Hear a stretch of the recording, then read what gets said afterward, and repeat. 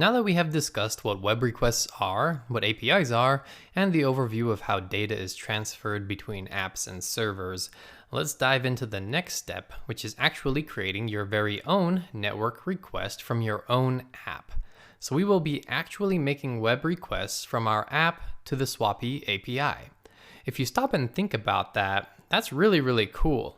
Once you understand how this works, an entire new world of possibilities open up to you as a developer.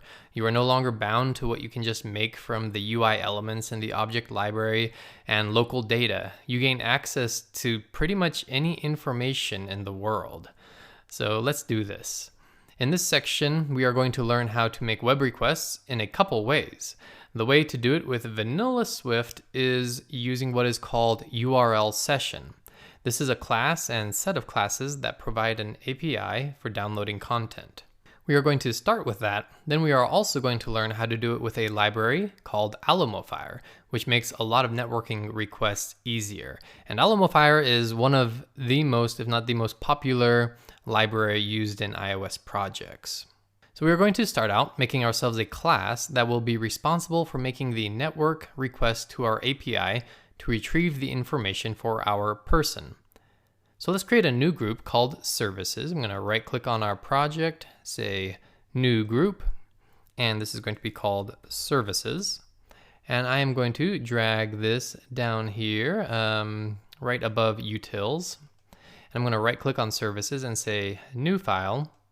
And this is just going to be a Swift file, and we're going to say next. And this is going to be our class that is responsible for downloading the person data. So I'm going to call it person API, and I'm going to say create. All right, so let's take this step by step here. We are going to be instantiating a person API instance in our select person view controller. Then we will need a function in the class that makes the network request and retrieves the JSON from the Swappy API, which we will then use to update the UI. So first off, let's create that class and function. So I'm going to say class person API. And now we need that function. And this is the function that will make the network request. So I'm going to say func get random person URL session. Okay, so I know that's a kind of a long function name, get random person, and then we are differentiating here between the URL session method and the Alumofire method because we're going to be having both in here. Okay, so how do we actually make a network request? We're going to create a variable here. I'm going to say let task, and this is our network request task. We're going to set that equal to a URL session. And if we check out our quick help here, it says here that URL session is an object that coordinates a group of related network data transfer tasks. The URL session class and related classes provide an API for downloading content. So we're going to say URL session dot shared, and this is the shared singleton session object. Dot, and then we say data task, and you'll have a few options here with different completions, and we want this one right here with URL, and then it has a completion handler, which means that once the request is finished, we will have access to the data, response, and error. Okay, so I'm going to press return, and we are going to need a URL. All right, so this is the URL that we've been playing with in the last 2 lessons. So I'm going to create a constant for it here in constants, and I'm going to say let URL underscore base equal, and then if we open up Swappy here, we can get our base URL right here, and then I'm going to paste that right here in a string. And then, so this is common practice. You'll have your base URL, and then if you have other endpoints or routes that you need to add, you will say let, and this is going to be our person URL, which is equal to the base URL plus, and if we again look at Swappy, we would have the base URL plus people, or if it was planets, it would be the base URL plus planets. And then this last digit here, this will be a dynamic variable that is passed into the function eventually. All right, so I'm going to say let person URL equal URL base plus, and this is just concatenating these two strings together, or in other words, just putting them together. And so I'm going to say person, or I'm sorry, it's people slash. And for right now, for testing purposes, I'm going to put 1 so that we are retrieving a single person and not the list of people. I'm going to save that and jump back into person API.swift. And now we need a URL, and not just a string URL, an actual URL object, okay? So if you say let URL equal URL, you'll see here, right here, this URL is a value that identifies the location of a resource, such as an item on a remote server or the path to a local file. And we can initialize a URL with a string, okay? And this string is going to be our person URL that we just created. Now this initializer returns an optional URL, so we are going to need to unwrap it. So I'm going to use the guard method. I'm going to say guard let URL equals that, else we are going to return out of this function. All right, so now that we have our URL, we can put it right here. So we are telling our URL session where it is supposed to be pointed at, where this web request is going. All right, and then we have this completion handler here, which we are going to be talking about more in a couple of lessons, but for right now, just click on it and press enter, okay? And so then you have these three, you can tab through them, but for data, just go ahead and press delete and enter data. URL response, do response, and error, do error. Now, so what this means is that once the URL request is completed, we will have access to the data, response, and error. And what I just said is important here. I said once the web request is completed. Depending on your network speeds or conditions, web requests can take a varying amount of time. These are what we call asynchronous requests, meaning we don't know how long this request is going to take.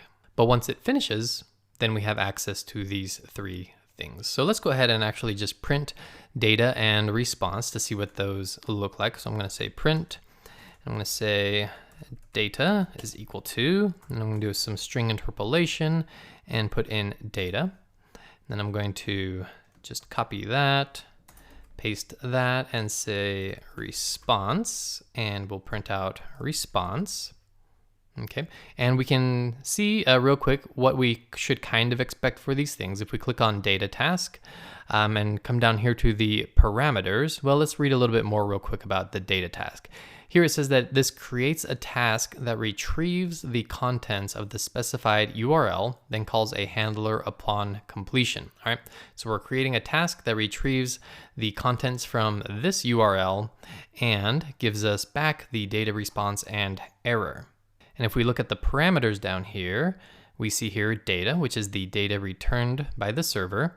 We get the response, which is an object that provides response metadata, such as HTTP headers and status code. So the status code meaning those, if it's successful, it'll be a 200, okay. Or if we did something wrong, then it might be a 400. Or if there's server problems, then it could be a 500 error. And then if something goes wrong, then we have access to the error, an error object that indicates why the request failed, or nil if the request was successful. All right, so let's go ahead and see what kind of data and response we get back. All right, so this is actually going and hitting the Swappy API and will return data and response. Now you'll see here that we are getting some warnings. These ones are just because of string interpolation, but this one is because it says that the initialization of task was never used, okay? And while normally that's not a big deal, what we read over here with data task is it says here, after you create the task, you must start it by calling its resume method, okay? So if we come down here, after we define the task, we say task dot not response, resume. Okay. And if we click on resume, it says here that newly initialized tasks begin in a suspended state. All right. So if we just created this without calling task.resume, it would have been in a suspended state indefinitely. So you need to call this method to start the task. All right, so let's go ahead and save this, and let's actually make this URL request. All right, so I'm going to open up select person VC. I'm going to initialize a person API object. So I'm going to say var person API is equal to person API. And then here in view did load, I'm going to call person API dot get random person URL session. And now when we load this view controller, we are going to call this function, which is going to create a URL session task with the URL that we prepared here, which is this one right here, which should get us some Luke Skywalker information. And then we're going to print that data and response. Now, spoiler alert, this actually isn't going to be anything too super useful to us in this state, but I want you to see it anyway. So I'm going to run this. All right, so we ran the app, and on view did load, we called that function over here in select person VC. And you can see here printed out. Let me just make this even bigger, close this left pane down here. And let's see here, we have data is equal to an optional, and this is just kind of some memory. We have 702 bytes, but then here we have the response. Okay, so here we have the status code 200, so everything went okay. Here we have the URL that we hit, and then we have something called content type application/JSON, and then some other information here. All right, so pretty cool. You just made your first web request. So now what we want to do is let's do a little bit of error handling to make sure that we don't have an error before we go any further. So right up here up top, I'm going to say guard error is equal to nil, else, and then we'll just go ahead and debug print the error. Okay, so I'm going to say, oh, I'm writing this in the wrong place actually. What we want is to have this inside of the task. Okay, so task, here we go. Inside of let task, put that guard error, this error that we get back, is equal to nil. So remember, if everything was successful, then we will, then error will be nil. But if it is not successful, then we will go inside of this block here, and we're going to debug print the error dot debug description.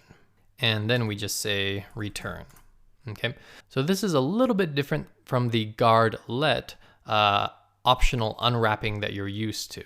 Here we are just saying guard error is equal to nil. Basically, make sure that error is equal to nil, otherwise go into this block of code.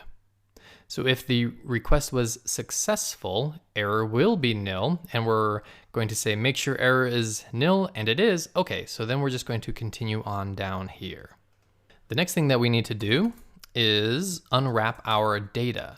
So this returns an optional data here. So we're going to unwrap it using guard let data is equal to data, else return. All right, so now our data is unwrapped and ready to use. And like we saw when we tried to print this, right now it's just data. We need to turn it into something that we can read.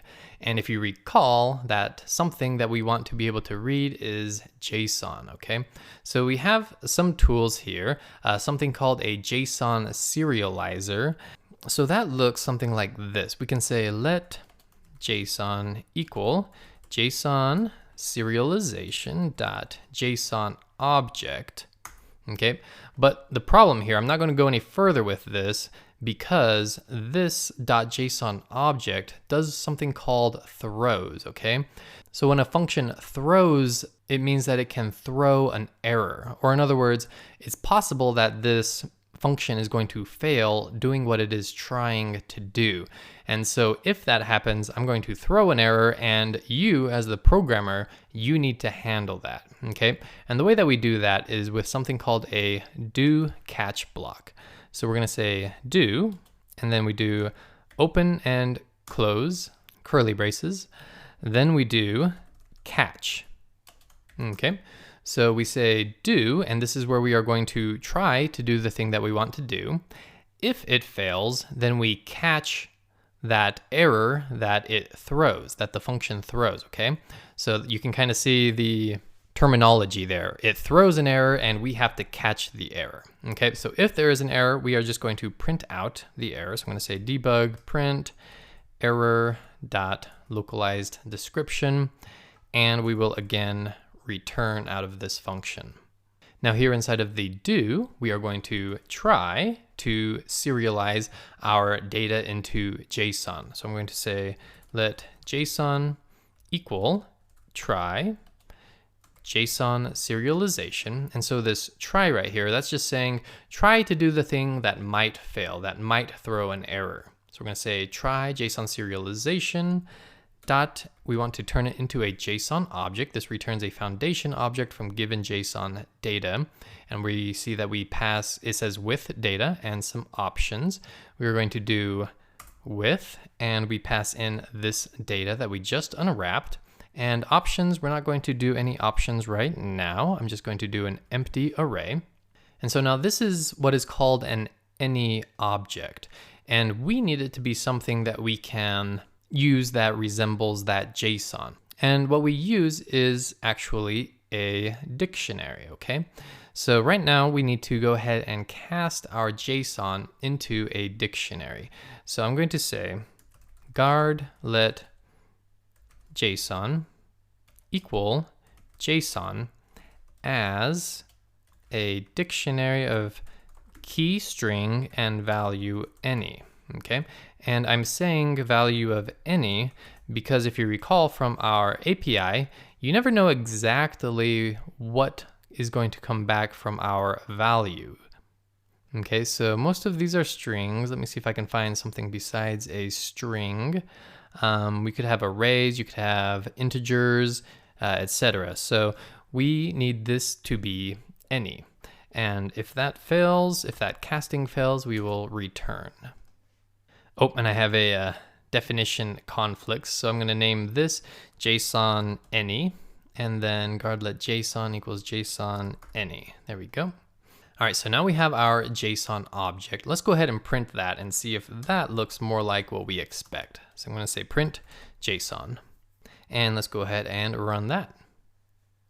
Alrighty, so let's scroll up here, and oh, here we go.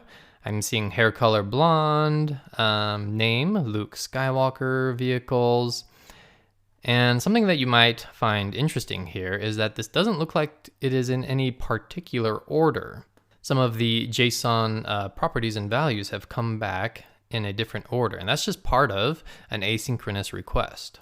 But there you have it. We have made our very first web request and bringing back data and converting it into something that we can use in the next lesson, where we are actually going to parse this JSON into an instance of a structure that we are going to create. All right, so hope this has been enlightening and fun for you. I'm going to do a little bit of quick cleanup real quick, just get rid of some of these extraneous spaces. That looks all right. All right, so I will see you in the next one where we will learn about parsing.